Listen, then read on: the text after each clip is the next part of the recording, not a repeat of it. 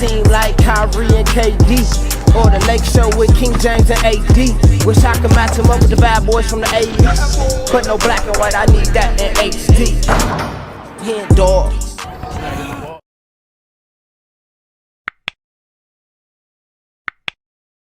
Yo, what's good, y'all? It's your boy HenDawgz, and we back to it. You know how we do it. The night Mike Tyson's opponent got impatient. I don't know what this video is about to be about, but that's the whole point of reacting to these videos. But before we get into it, make sure you subscribe to the channel. We're on the way to 10K. Help me out, man. We on the way. Help me out. I need your help. You're the one that's watching this video. Please go ahead and hit that button, man. I definitely appreciate it. And shout out to the people that's already subscribed, man. Y'all some real ones. But yeah, I don't know why this person got impatient. Like, I think that's one of the worst things you can do with Mike Tyson. You gotta be very patient with Mike Tyson. Like, you can't try to hurry him, get in there and try to, you know what? Fuck it, I'm about to just try to knock Mike Tyson out, because that's how you will get knocked out. And that's probably what's about to happen in this video. But let's get into it. I don't even want to do too much talking. We got the night Mike Tyson's opponent got impatient. Let's get it. Any comments on the fight? Yeah, who's the real champion? Wasn't ever close. It was over before it started. Think there'll be a rematch? You think they want one? That's it. Very good. Welcome back to another big fight recap here on DLTV Classic. Sheesh. Well, if I'm gonna do this, well, as soon as I get in the ring, it's a whole different story. I'm the killer then. On today's video, we venture back to the closing stages of Tyson's development period in the professional ranks. Still young and undefeated, but now taking on more serious heavyweight contenders.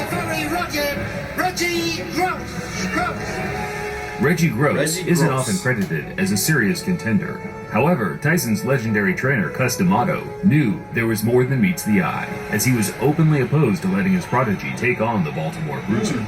A short, explosive battle that sent the loser spiraling out of control. Let's take a look.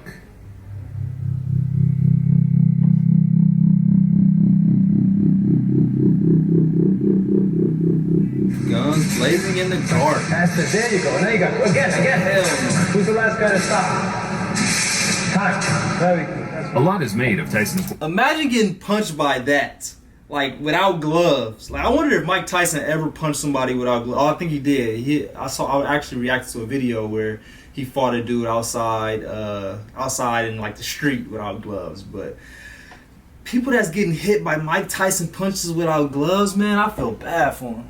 Look like it hurt. Work ethic today. To see a teenage boy CTE so written dedicated all to his over. craft is inspiring. When he wasn't in the gym perfecting his technique, he was reading boxing books and magazines, watching classic matches from Cus's library, and even attending events and weighing up his potential opponents in the flesh. Welcome to Winter, Mike. Thank you very much, Harry. Just give us. He was obsessed, but his infatuation with the sport paled in comparison to his trainer and mentor, Cus D'Amato. An old trainer, had a head full of incredible knowledge, and had this impact on every fighter that he had ever trained. Was he a former boxer, this guy right here? To be able to teach Mike Tyson how to box and how to be a great boxer? I'm not saying he had to be a great boxer, but it would make sense if he was. So let me know. Give me his background a little bit. Who was this guy? Cus's traits as a coach were endless. He was a futurist, a boundary breaker, a professor of the sweet science with the communication skills to convey his philosophy in layman's terms. But his most salient quality, widely overlooked by the hardcore boxing community, was his detailed knowledge of the current landscape in boxing. He knew the strengths and weaknesses of every fighter from New York to Moscow. If a fighter was making waves in a small town in, say, Scotland, he knew about it, and would often send one of his team, usually Jose Torres, across the globe on a scouting mission. This is all good. There's a danger sign for Bruno. In 1985, during Tyson's early rise, Cus took a particular interest in a young, undefeated light heavyweight from the Bronx named Reggie Gross. Gross was trained by Mac Lewis, a prominent figure in the New York boxing scene in the mid-'80s. Lewis helped nurture a talent that remained undefeated as a light heavyweight, and one that conquered two notable contenders at the 200-plus pound limit in Jimmy Clark and Smokin' Burt Cooper. Before Cus D'Amato passed away in late 1985, he left a note to Jose Torres of fighters that he thought Tyson should avoid, at least until his prodigy had gained more experience. At the top of that list was one Reginald Gross. He said that Mike Tyson should avoid him. He said right before he died in 1985, he wrote a letter of all the boxers that Mike Tyson should avoid until they felt like, Mike Tyson was ready for him. Like, don't just rush into fighting these boxers because you might not be ready for them. And this guy, they said Reggie Gross was on that list. So, let's see. Gross was nimble with decent defensive skills, but that wasn't the reason Cuss wanted no part of him. Tyson's trainer was fearful of the fact that Gross had lost to low-caliber fighters like Anthony Witherspoon and Jack Johnson, yet was able to defeat both Jimmy Clark and Spokenberg Cooper within a short period of time. Gross was the sort of fighter that rose to the occasion, defied the odds when it mattered most, and in 1986, there wasn't a more motivating challenge than taking on the Brooklyn Bomber, Kid Dynamite. The world has been waiting for the undefeated Mike Tyson from Catskill, New York.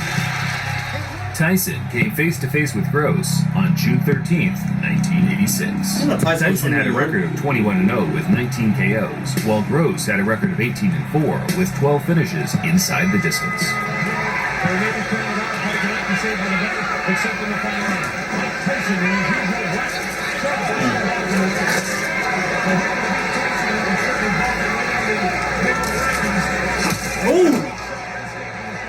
Tyson looked the more dangerous of the two in the opening round, stalking Gross around the ring, trying to get the job done early.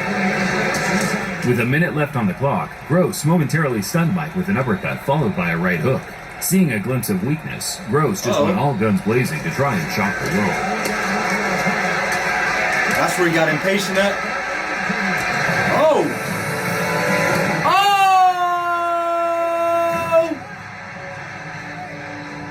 Good night, Irene! Left-hand counter put Gross down and out for the count. In total, Gross threw 18 shots in that short barrage, while Tyson, on the other hand, threw just a single blow. One of the greatest knockouts from Mike that truly emphasized how remarkable his technique was. Oh! Surprised by that?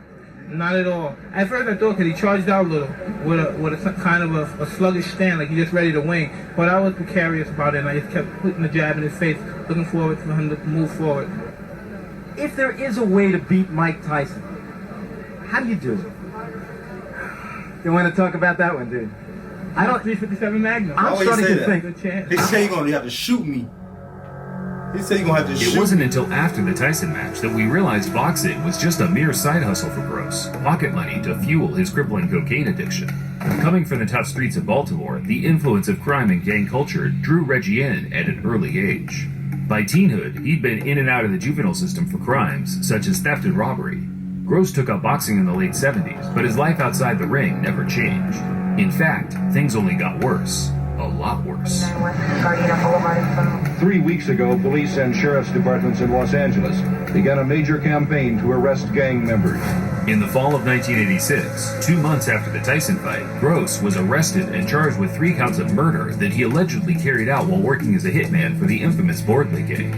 Gross was acquitted in court for lack of evidence. However, another member of the gang, Donnie Andrews, cooperated with the FBI and gave incriminating evidence to put Reggie behind bars for the rest of his life. What? In 1989, Gross was convicted and sentenced to 3 life sentences, 2 of which were to serve consecutively. He's currently being held at the Terre Haute Correctional Facility in Indiana, where his expected release date is November 1st, 2048. 2048? If you'd like to know more about the Reggie Gross story, I'd recommend this video made by Rich the Fight Historian, where he goes into more detail regarding both his personal and professional life. Suppose you just crave more outlandish stories from dysfunctional boxers, then I would recommend checking out this series made by an excellent commentary channel called Boxing Beats and Rhymes. He covers most of boxing's unique crime stories in this classic 5-part miniseries. Damn, that was wild. I was not expecting him to have to go to jail for killing people. Like boxing, I ain't gonna just say boxing, but professional athletes be having their own stories going on, man. It's kind of crazy to see. But I appreciate y'all for watching that video with me.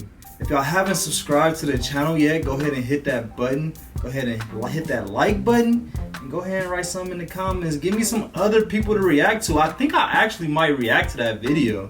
I'm kind of curious to see how he went from professional boxer to professional hitman. Like, that's very interesting to me. But I appreciate y'all like always. We out.